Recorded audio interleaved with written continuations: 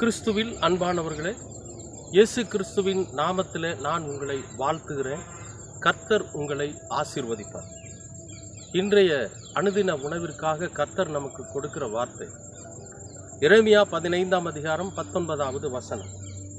இதனிமித்தம் நீ திரும்பினால் நான் உன்னை திரும்ப சீர்படுத்துவேன். என் முகத்துக்கு முன்பாக நிலைத்திருப்பாய். நீ தீழ்ப்பானதென்று வெளியேற பெற்றதை பிரித்து எடுத்தால் என் வாய் போல் இருப்பாய். நீ அவர்களிடத்தில் திரும்பாமல் அவர்கள் உன்னிடத்தில் திரும்புவார்களாக என்று கர்த்தர் சொல்றார். இதுல நம்ம எடுத்துக்கிட்ட ஒரு அழகான வரி என்னன்னு கேட்டீங்கன்னா, நீ திரும்பினால் நான் உன்னை திரும்ப சீர்படுத்துவேன் அப்படிங்கிற ஒரு வார்த்தை. அன்பானவர்களே, நாம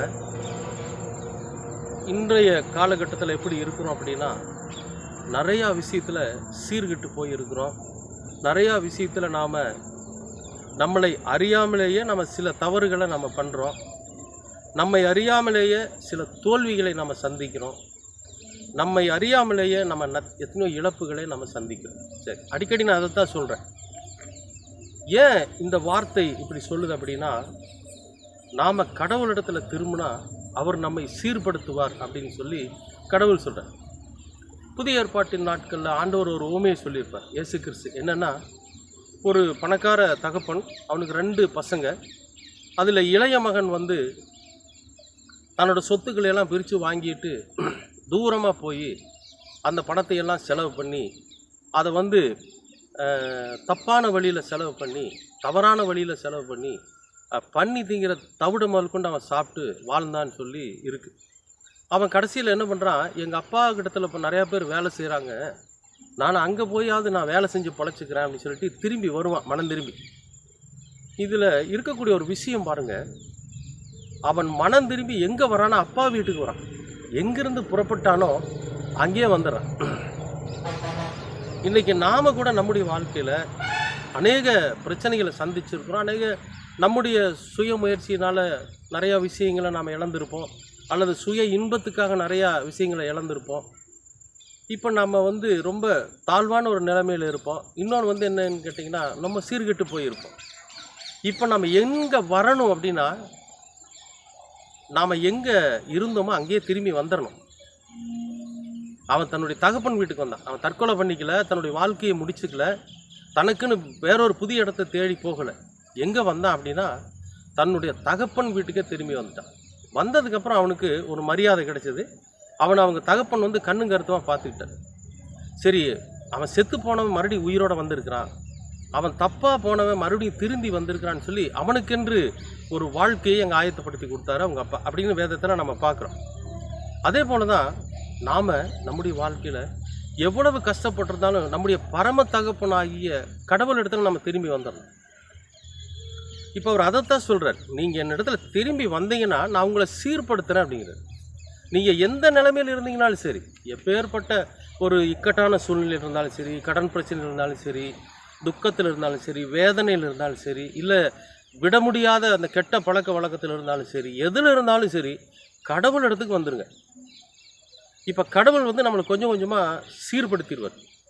ஏன்னா என்னுடைய மகன் தொலைஞ்சு போனால் மறுபடியும் கிடச்சிட்டான், என்னுடைய மகன் கெட்டு போனால் மறுபடியும் திரும்பி வந்துட்டான், என்னுடைய மகன் இந்த உலக இன்பத்துக்காக போனான், அதையெல்லாம் விட்டுட்டு திரும்பி வர்றான், அவனை நான் சீர்படுத்தணும் அப்படிங்கிறதுக்காக கடவுள் இந்த வார்த்தையை சொல்கிறார்.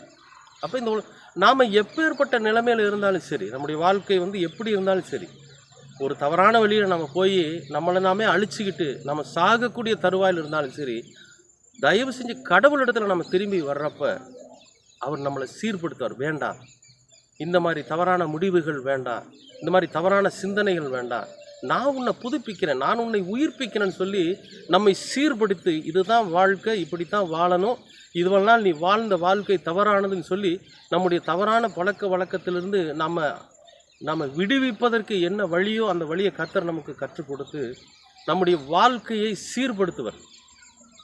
சீர்படுத்துறதுன்னா சரிப்படுத்துறது. கொஞ்சம் கொஞ்சமாக நம்முடைய உழைப்பை வச்சு நமக்கு ஒரு ஞானத்தை கொடுத்து, அறிவை கொடுத்து, உடல் பலத்தை கொடுத்து நாம் நல்லது ஒரு வாழ்க்கை வாழ்வதற்கு கடவுள் நம்மை சீர்படுத்துவார். அதனால தான் இன்றைக்கு இந்த வார்த்தை சொல்லுது, நீங்கள் என்னிடத்தில் திரும்பினால் நான் உங்களை சீர்படுத்துவேன்.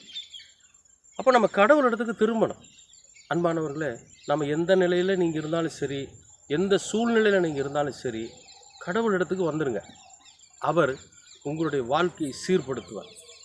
எப்படிப்பட்ட நாம் சூழ்நிலையில் இருந்தாலும் சரி, நம்ம ஏற்றுக்கொள்வதற்கு நம்முடைய தகப்பனைப் போல நம்முடைய பரம தகப்பன் இன்றைக்கு காத்திருக்கிறார்.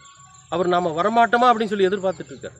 அப்போ நாம் அவரிடத்துல நம்ம போகிறப்ப நமக்குள்ளே இருக்கக்கூடிய பழக்க வழக்கங்கள் தானாக விலகி போயிடும். நமக்குள்ளே இருக்கக்கூடிய சீர்கெட்டு போன அந்த பிரச்சனைகளெல்லாம் தானாக விலகி போயிடும். நாம் சரியான இடத்திற்கு நம்ம வந்து சேர்ந்துட்டோம் அப்படிங்கிற மன திருப்தியோடு நம்முடைய வாழ்க்கையை துவங்குறப்ப நம்முடைய வாழ்க்கை ஒவ்வொரு நாளும் சீர்படும், ஒவ்வொரு நாளும் சரிப்படுத்தப்படும்.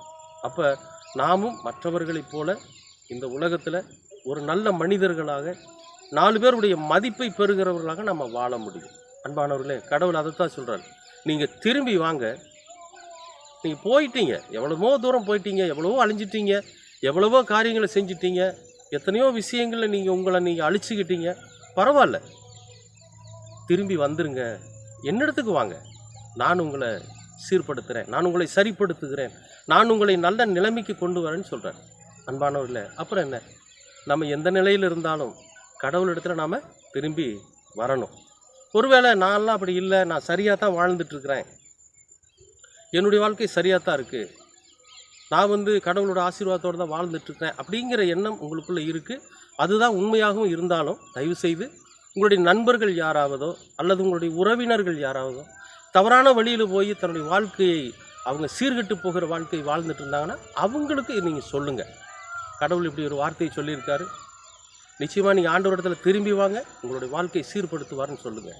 நான் உங்கள்கிட்ட சொன்ன மாதிரி நீங்களும் அவர்களிடத்தில் சொல்லுங்கள். நிச்சயமாகவே கடவுள் இந்த வார்த்தைகளையும் உங்களையும் உங்கள் குடும்பங்களையும் ஆசீர்வதிப்பார். அன்பின் பரலோக பிதாவே, அருமையான நல்ல இந்த அனுதின உணவிற்காக நன்றி. நாங்கள் உம்மிடத்தில் திரும்பினால் நீர் எங்கள் வாழ்க்கையை சீர்படுத்துகிறீர். நாங்கள் எந்த வாழ்க்கையில் எப்படிப்பட்ட சூழ்நிலையில் நாங்கள் வாழ்ந்து கொண்டிருந்தாலும் எங்களுடைய வாழ்க்கையை நீர் மாற்றி அதை சீர்படுத்துகிறதற்காக உமக்கு நன்றி. இதோ நாங்கள் உம்மிடத்தில் திரும்பி வருகிறோம்.